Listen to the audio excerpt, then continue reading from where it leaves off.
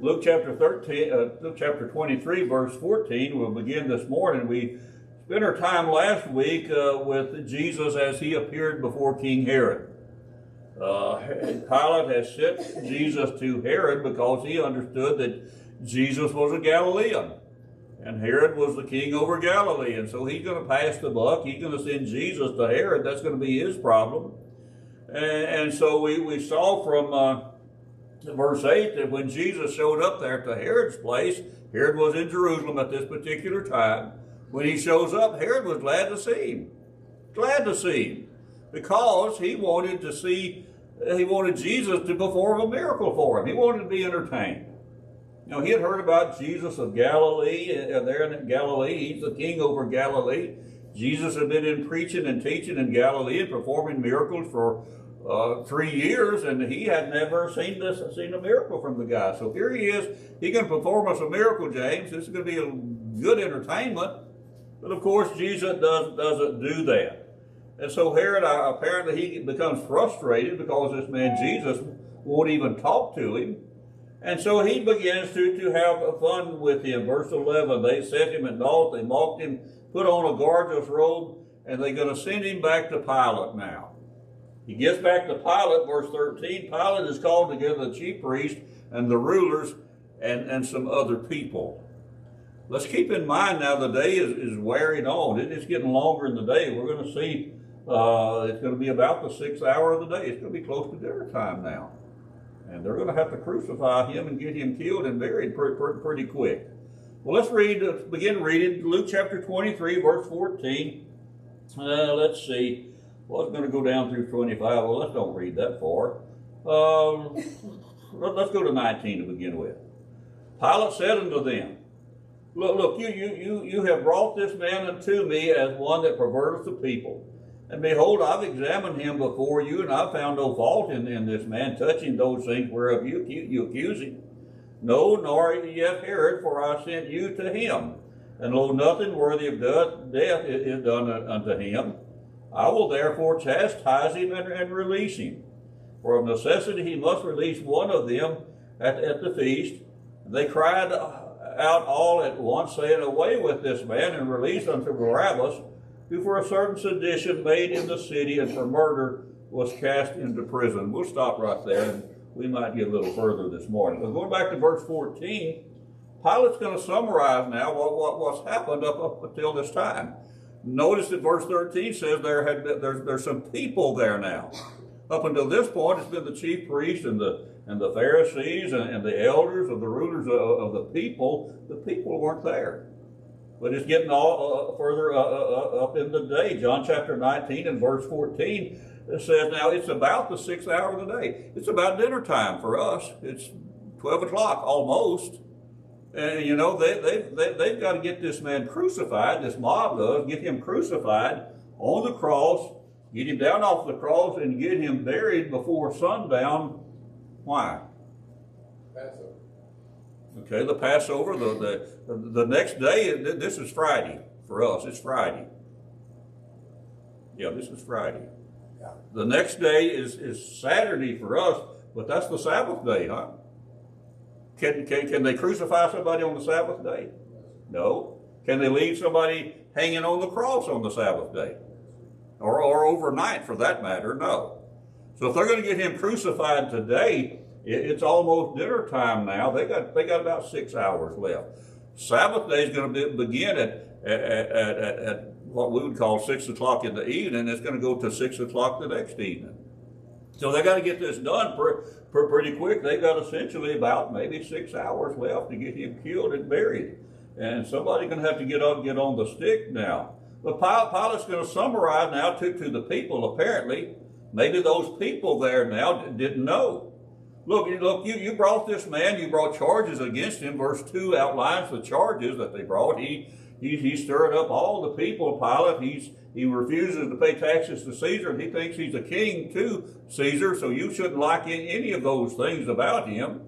Verse 5, they finally pointed out to Pilate, he's stirring up the Jewish people. He stirred up the Jewish people. He began that in Galilee, and that was, of course, their real purpose. He stirred up the Jewish people turn against us, the chief priest and the elders, and to do away with the old law. He's teaching something that's foreign to us, that we don't like. But Pilate tells them, look, I've questioned him in front of you. I've questioned him privately. John 18 and verse 33 said he took Jesus inside his palace. Remember, when they got there, they wouldn't go in the palace. They wouldn't go in Herod or Pilate's house. Why? Why wouldn't they go in Pilate's house or palace? He's a Gentile.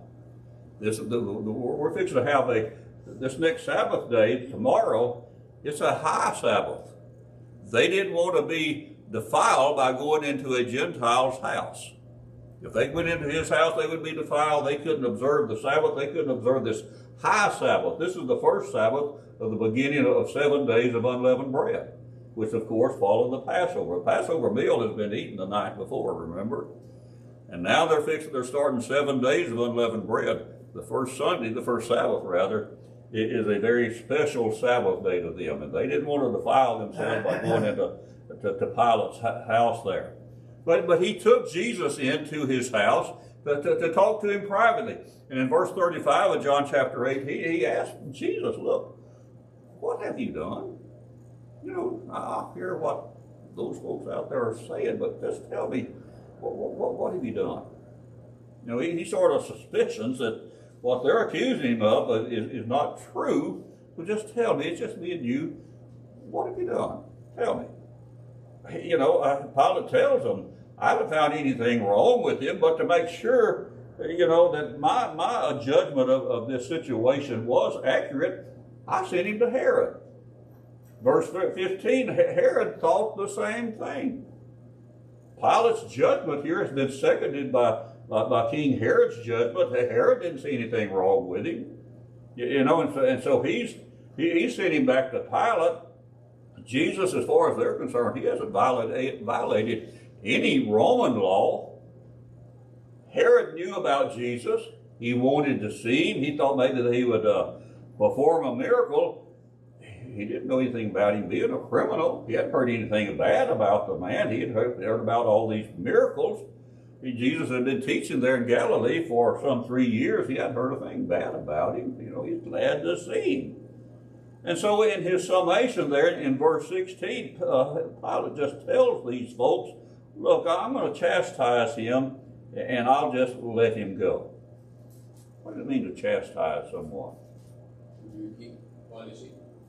Okay, does it necessarily involve physical punishment? It will in this case. It could, but not necessarily. Okay, if you chastise your children when they were growing up, you're trying to give them some good direction, to correct them, to teach them, maybe how to behave better, to instruct them, to give them some better direction. It may not involve physical punishment, but just giving them some good advice, some good instructions here. I'm going to chastise him, folks, and I'm going to release him. There's no need to crucify him, but we can teach him better. That should have satisfied him. I'm going to tell him that, look, you got these people all upset with whatever you're teaching there. Go back to Nazareth, get you a job. Go back to Capernaum, get you a job, make a living. Forget about all this. Quit stirring these people up, and everybody's going to be happy. And they should have been happy with that. We can teach him better. We'll release him with the idea that he has done something wrong according to the Jewish law. But we're going to tell him, just go home and behave yourself, and everybody's going to be pleased. That should have made them happy. Pilate's going to supervise this. Pilate's going to tell him, and he's going to do it or else. But notice, anyone have any comment? I'm talking. I'm still talking. Notice verse 17. I'm going to chastise him and release him. And notice, this is going to be an indication of why he's going to release him. Here's another reason to release him, rather. He hasn't done anything wrong. And I'm going to release him. Verse 17, for of necessity, Pilate must release unto them one unto them at this feast. This was customarily done at this feast. Now, this is the feast of unleavened bread, 7 days of unleavened bread. that they're going to release a prisoner at that time. It's just a gesture of goodwill towards the Jewish people. Andy, was you going to say something? I was going to ask you, that wasn't a law, it was a custom. I couldn't find any record where there was a law requiring that, but it was custom. It was a good faith act. Yeah, just a goodwill gesture towards the Jewish people. Just release somebody from prison, and of course it's going to be a Jew. You know, I'm sure they had a lot of Jewish prisoners, and so he's going to release somebody. You know, my Bible here, anyone have, is verse 17 omitted from anybody's version? Some of the older versions omit verse 17. Yeah, that's what I understood, and I'm not sure why. So, you know, some of them explain why he will release a prisoner at this particular time. But you know, if you eliminate 17 and read 16 and 18 together, it amounts to the same thing. But this releasing of a prisoner was to please the Jews. You know, we'll just throw them a bone. This is a special feast to them. We're going to keep them, everybody happy. We'll just release some prisoner, and you know, everybody goes home happy. And this is a yearly event. The Feast of Unleavened Bread is in progress. You know, there's many Jews in Jerusalem at this time for the Passover feast. Now notice verse 26 here, Luke chapter 23, and as they led him away, they're taking Jesus to crucify him now. As they led him away, they laid hold upon one Simon, a Cyrenian, coming out of the country. He was there for the Passover feast, obviously. He's going home. And they just happened to stumble upon him. Jesus is trying to drag the cross. He's not making it, so Simon, you know, here he is on the side of the road. Hey, you, come get this cross and take it out yonder for us. He was a Jew, apparently, going back home. But there were many Jews in Jerusalem at that time, and that's always the occasion, and Pilate and whoever the authority was had this custom to release a prisoner. Give them a prisoner and they'll all be happy. They're all here. You know, sometimes when these Jews gather together in Jerusalem, they get together and they get to complaining how bad it is back home. They're all under Roman occupation. They all don't have their own laws that they can live by. They got to live by these Roman laws. They all get together and they start grumbling and griping about how bad it is at their house. And some of the mob gets incensed, and there's an uprising. Many uprisings occur when these Jews gather together for any feast. And that, of course, is going to be the problem with Barabbas. He was involved in insurrection.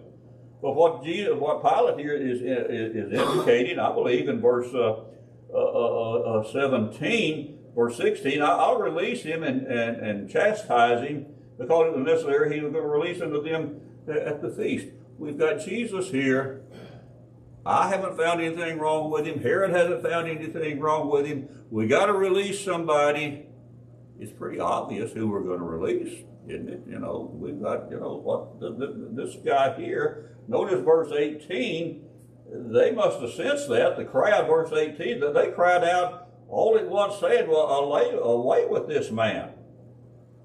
Give us Barabbas. Release Barabbas to us. You know, this is the first time that Barabbas had been mentioned.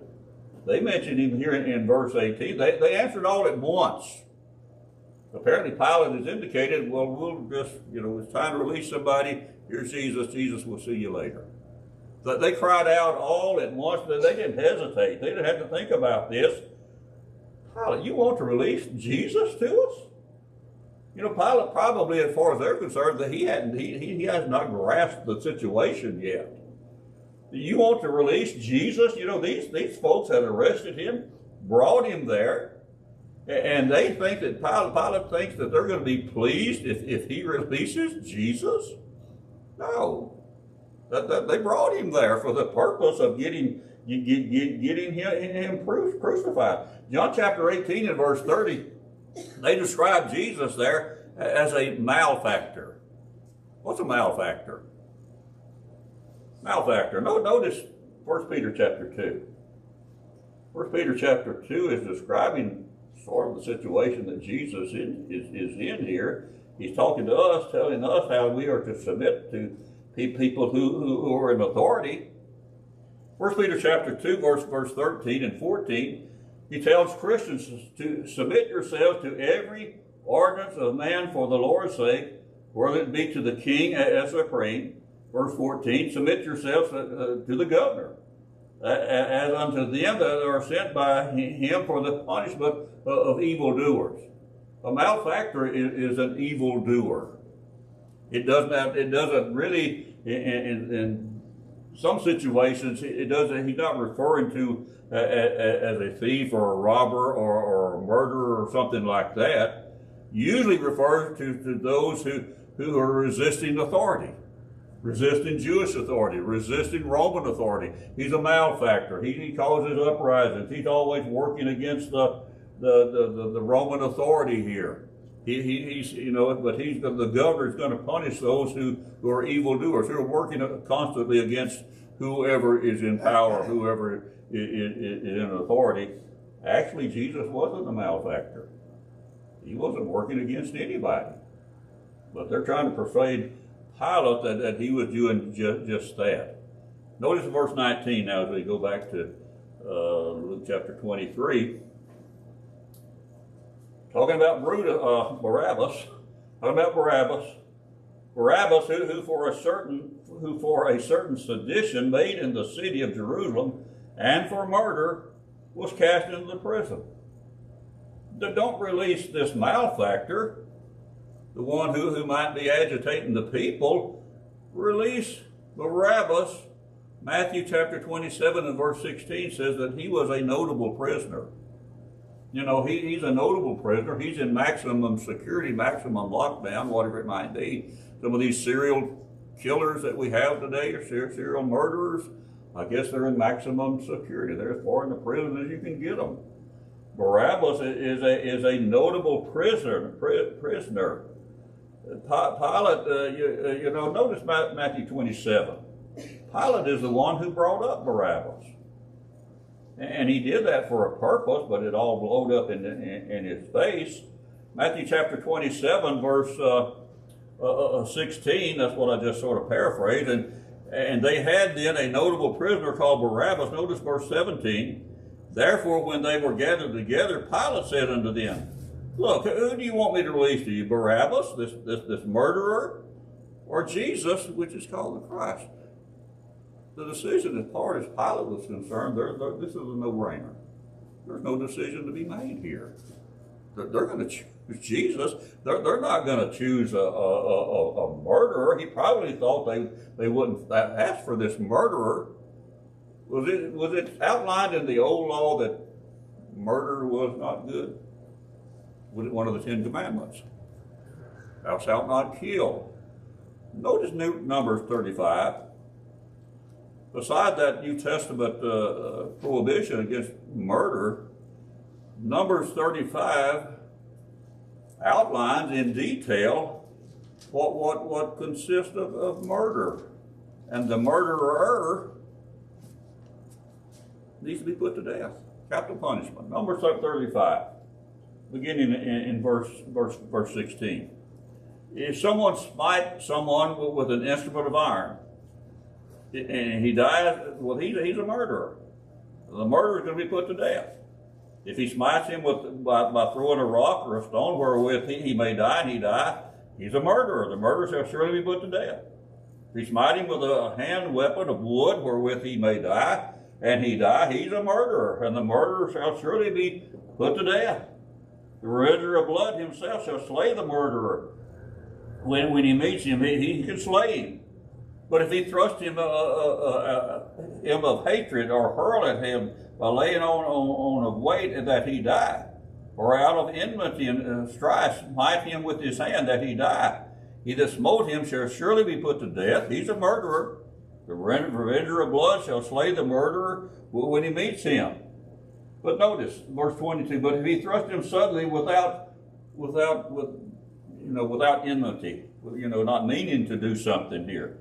This is the other side of the coin. So without enmity, or have cast upon him anything without laying of weight, or with a stone wherewith a man may die, seeing him not, and cast it upon him that he die, and was not his enemy, neither sought his harm, then the congregation shall judge between the slayer and the revenger of blood according to these judgments. In other words, if I'm on the roof up here and Edgar's down on the ground and I throw something on the roof and I hit Edgar in the head and I killed Edgar accidentally, well, Edgar's family probably ain't going to see it that way.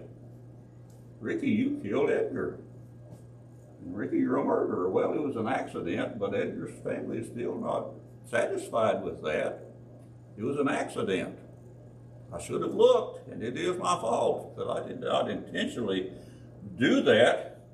Notice verse 25, the congregation is going to deliver that slayer out of the hands of the revenger of blood. They're going to deliver me out of the hands of Edgar's family. The congregation will restore him to the city of his refuge. I'm going to have to go to a city of refuge. And I'm going to abide until the death of the high priest, which was anointed with the holy oil. Notice verse 26, but the slayer shall at any time, if Ricky at any time, come out of the city limits of Leesville, of his refuge where he was living, then the revenger of blood, Edgar's family, finds me outside the borders of the city of Leesville, and the revenger of blood, Edgar's family, the slayer, he kills me, he will not be guilty of the blood. I can go away and stay away, but don't be foolish enough to come back, because Edgar's family might get me. He wouldn't be guilty of blood. Didn't the murderer, when he went to the refuge city, whatever you call it, after 7 years, wasn't he released, or he gets? That's the death of the high priest. This said at the death of the high priest, but it seemed like there was something, that they were released from their debts after 7 years. Ain't that true? The year of Jubilee? You know, they're released from their debts. I don't know about murder. I'd have to look at that. But why on the death of the high priest at that time, I don't know. If he lived another 20 years, if he lived another 20 days, well, I can go back home. And Edgar's family is supposed to leave me alone.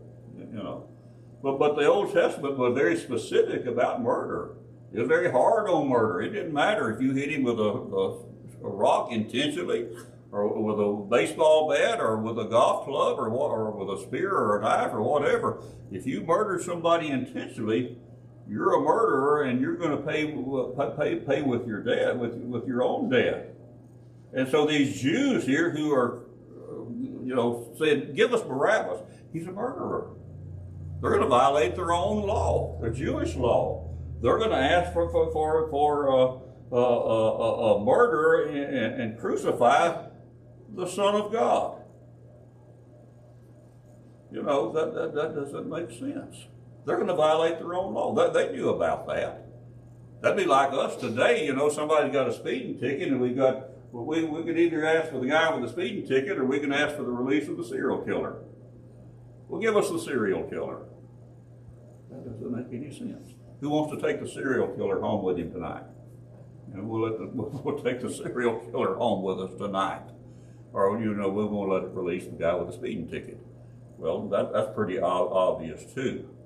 Anyone have any comment? Don't let me do all the talk. Let's go back to Luke chapter 23. Let's see, where was we? Verse 19. Well, let's begin now. Let's read down through verse 25. We might get there. Where was we?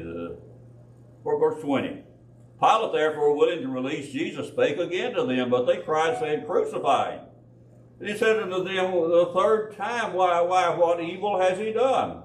I found no cause of death in him. I'll chastise him and let him go.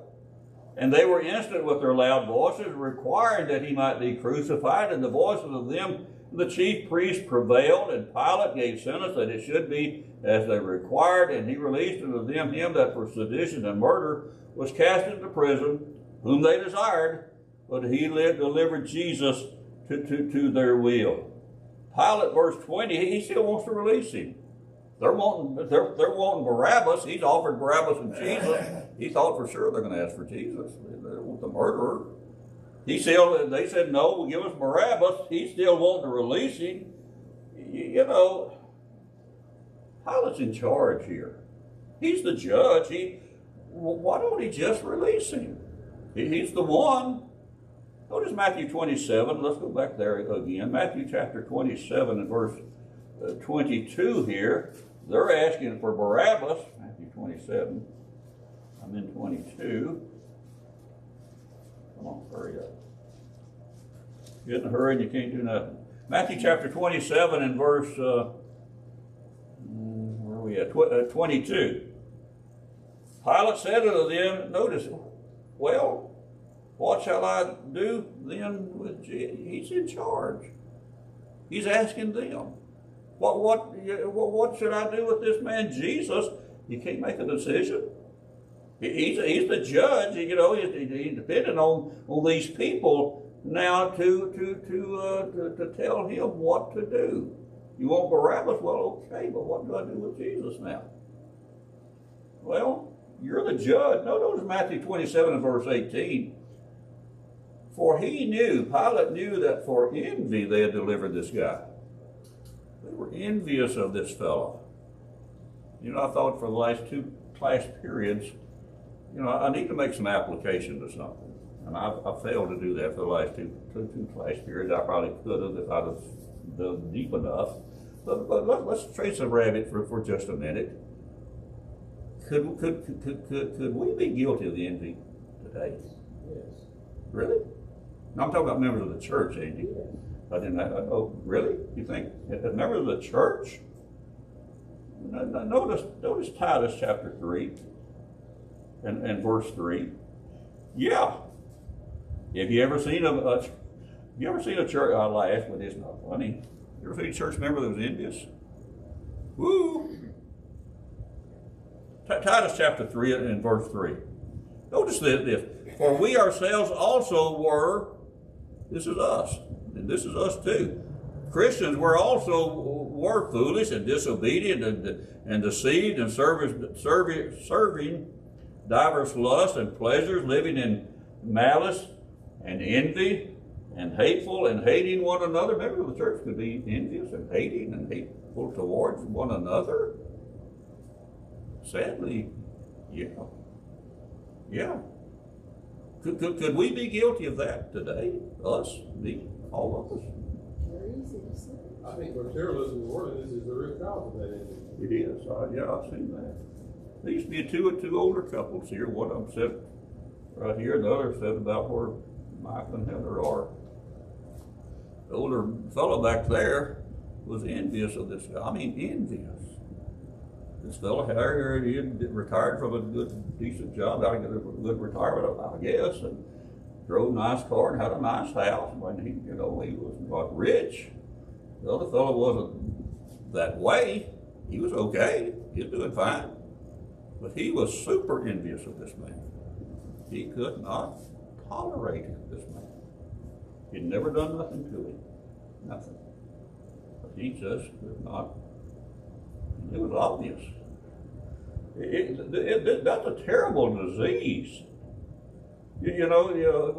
Peter told us, we ourselves were sometimes foolish. And he listed all those sins there, including envy, Titus, Paul. 1 Peter chapter 4 and verse 3, Peter said, in the times past of our lives, we were this way, a long list of sins there. 1 Corinthians chapter 6 and verse 11, such were some of you. And he lists a long list of sins there. So yeah, we could be guilty of envy if we don't watch what we're doing. And folks, when envy gets a hold of somebody, it's rough. It's rough. There are no bounds, no limits. Your family's not off limits. It does not matter. Envy leads to a lot of jealousy too. Do what now? Envy leads to a lot of jealousy. Yeah, they're sort of first cousins, close first cousins. Now notice James chapter 3. James chapter 3 verse 14, and this is just a warning for me. I hope.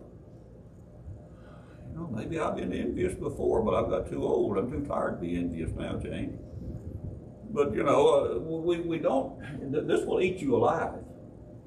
James chapter 3, verse 14.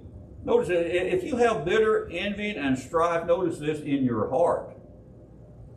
It's in your heart. It's in your inner self. If you have bitter envy and strife in your hearts, don't brag about that. And don't lie against the truth. That's just the way the Lord made me. That's just the way He made me. No, He didn't make me that way. Now, notice verse 16. For where envy and strife is, there is confusion and every evil work that you can imagine, and that is absolutely true.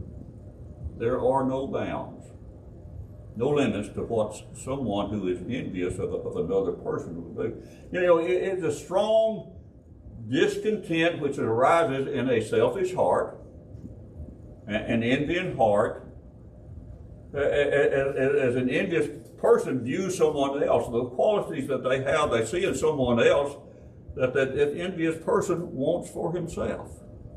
He wants that for himself. And if he can take it away from the other person, so be it. Even to the point that he could discredit someone else just to make him look bad. It's terrible. Terrible. And there is no reasoning to any of this. Now notice Proverbs chapter 27. We're chasing a rabbit. But maybe this will be something that we can think about and try to stay away from. Proverbs chapter 27 and verse 4. Notice what the wise man tells us here. 27 and 4. Wrath is cruel, that's for sure. Anger is outrageous, that's for sure. But who is able to stand before envy? Wrath is bad. Anger is bad.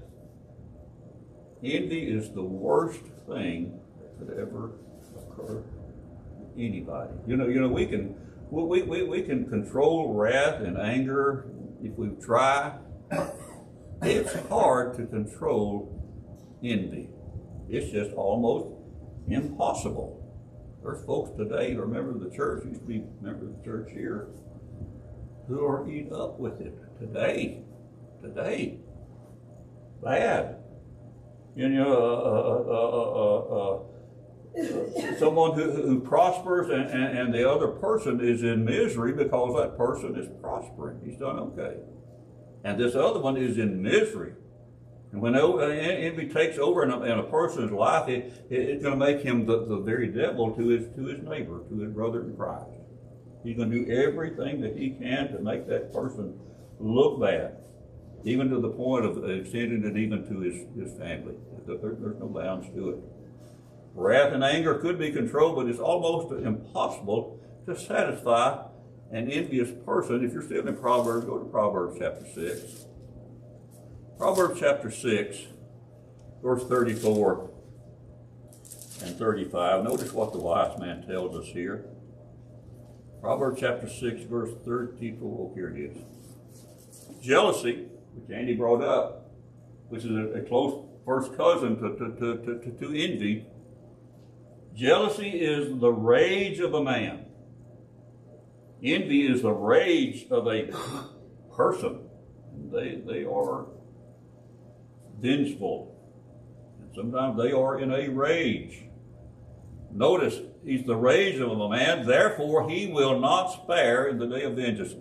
If he gets a chance, if I get a chance to stab old Andy in the back, James, you can look for it. You know, I'm trying to think of what revenge is a dish that's best served cold. You know, Andy ain't gonna be looking for it. But when I get the chance, it's a rage in a man, and I will not spare when I get the chance to take vengeance on him. Notice verse 35. He, the envious person, he will not regard any ransom, neither will be any rest content, though you give him many gifts.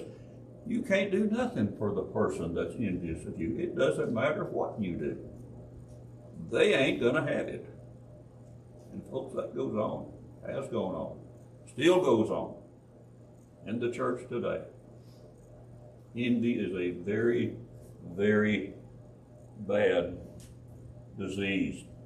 You know, the murder of Abel was caused by envy. Cain killed his own brother because he was envious, his own physical brother. Joseph was sold into slavery by his brothers because of envy. David was persecuted by Saul because Saul envied him. And now we have the Son of God, Jesus Christ, the Son of God, who's going to be crucified because people were envious.